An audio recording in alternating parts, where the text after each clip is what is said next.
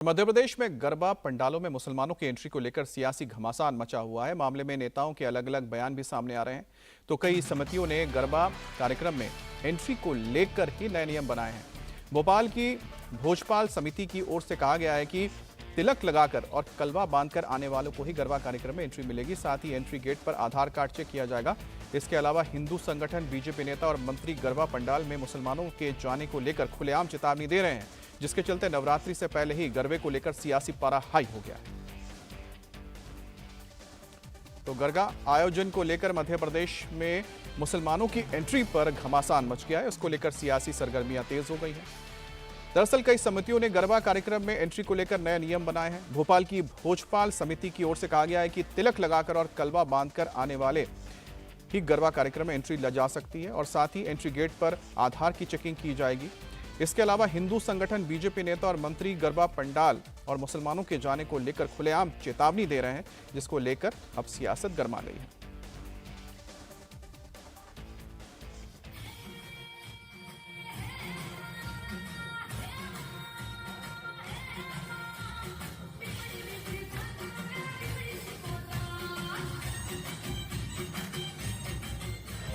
बस 3 दिन का इंतजार, हर जगह गरबा का यही शोर सुनाई देने वाला है।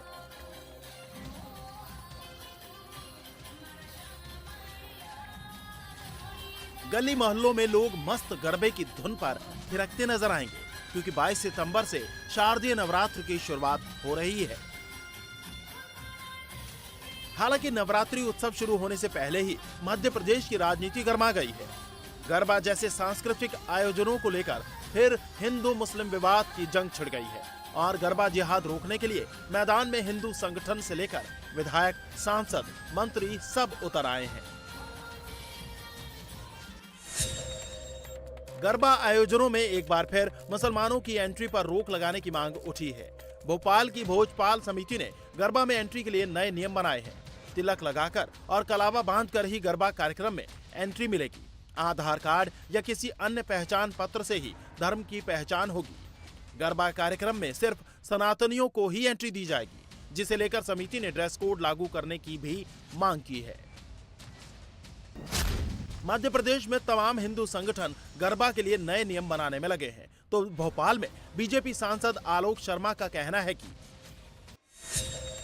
जो जिस समुदाय का है उसे अपने त्योहार मनाने चाहिए। हिंदू जाग गया है, अब लव जिहादी कलवा बांधकर या टीका लगाकर गरबा आयोजन में प्रवेश ना करें, क्योंकि एक शख्स लव जिहाद करता है तो पूरा परिवार भुगतता है। मोहन यादव की सरकार में किसी भी लव जिहादी को छोड़ा नहीं जाएगा। गरबा आयोजनों में केवल हिंदुओं और सनातनियों को ही आना चाहिए। हिंदूवादी संगठनों का कहना है कि गरबा पंडालों में आकर मुस्लिम युवक युवतियों से छेड़छाड़ करते हैं। ये धार्मिक आयोजन होता है, ऐसे में मुसलमानों की एंट्री पर पाबंदी लगाई जानी चाहिए। वहीं कैबिनेट मंत्री विश्वास सारंग ने भी इसका समर्थन किया। उन्होंने कहा है कि गैर हिंदुओं को गरबे में आने की अनुमति नहीं मिलेगी। गरबा हमारी सनातन परंपरा का पावन पर्व है, जिसमें मां दुर्गा की पूजा की जाती है। जो सनातनी हैं और हिंदू धर्म का पालन करते हैं, उन्हें ही गरबे में आने की अनुमति होगी। मध्य प्रदेश की सियासत में गरबा पर सियासी संग्राम छिड़ गया है।